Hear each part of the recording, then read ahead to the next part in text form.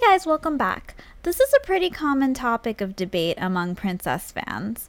A little while ago, I saw a Facebook ad for a Broadway princess party in which three women who played princesses on Broadway would be performing a concert consisting of their favorite princess songs. Of course, I immediately bought tickets. The post continued to show up on my feed for the next few days because it was sponsored, and I eventually saw a comment from someone asking if the event was for little kids, even though the ad said nothing implying it as such. To make matters worse, another person replied that they were confused because the concert is at night, which seemed late for a children's event. Considering that most Broadway shows have 8 p.m. performances regardless of their target audience, I would say that the time of the concert is irrelevant. The target audience is another story entirely, though. Is this directed at children despite featuring performers whom most children would have never heard of? Furthermore, is princess media as a whole only intended for young audiences? Let's explore. First, let's take a look at how the concert was marketed. The front page did not feature any of the actresses in costume. Instead, it used their professional headshots, so interested ticket buyers would need to recognize them as actresses. The three performers were Laura Osnes, who starred in the 2013 revival of Rodgers and Hammerstein's Cinderella, Courtney Reed, who originated the role of Princess Jasmine in Disney's 2011 Broadway production of Aladdin, and the incomparable Susan Egan, who originated the role of Belle in Disney's 1993 Broadway production of Beauty and the Beast, as well as the voice of Megara in Disney's 1997 animated Hercules movie. Though these women have performed in roles that they may have been targeted at younger audiences, it is quite clear that the concert is celebrating their accomplishments as performers, which is something that children would be less likely to appreciate, as they would only recognize the characters, not the actresses. Would they enjoy hearing their favorite songs performed by three extraordinarily skilled women? Certainly. However, the show is clearly aimed at older Broadway aficionados who recognize these actresses and grew up with their musicals. This is a much bigger issue than one concert, though. Let's go ahead and address the target audience for princesses in general. Princess stories are indeed child-friendly. They do not have sexual innuendo, extreme violence, depending on your definition of extreme, or explicit language. Though the original fairy tales from the 1800s were much darker than their movie counterparts and did not always end happily, they were still intended as cautionary tales to scare kids into being good. Does that mean that adults have learned every lesson they possibly could and no longer need a moral compass? Personally, I do not believe so.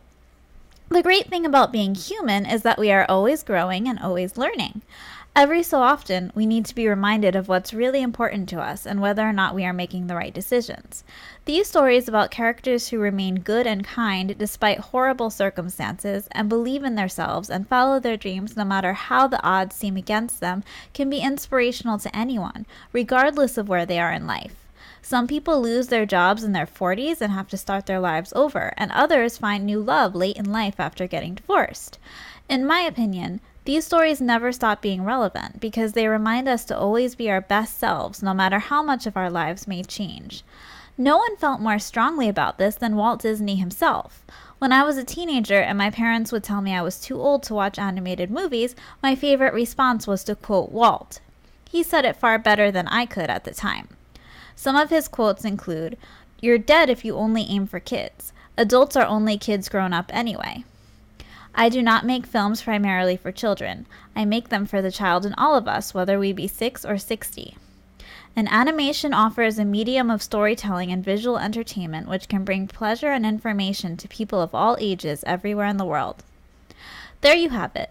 If the most famous animator of all time stated that animation is not only for children, why does the medium get so much criticism?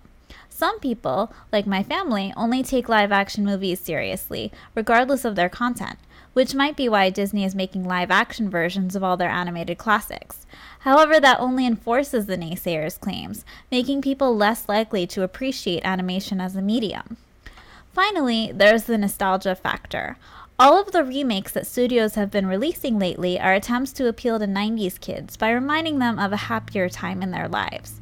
Princess fans who grew up in the 90s had childhoods that were filled with some of the best animated princess movies and television shows ever made, so why should we stop enjoying them just because we're older now? Does being older somehow make the quality of these productions decrease? I don't believe it does. The sheer fact that these stories have remained popular for so many years tells us that they contain something that people will always need. The older we get, the more cynical we become, and the more we need stories about innocent youths who always make the right decisions to remind us not to lose our sense of magic and belief in our dreams, even if they may seem more out of reach than ever. I choose to look through the eyes of a princess because I want to wake up every day anticipating the beauty of the world around me instead of drowning in a life of adult monotony.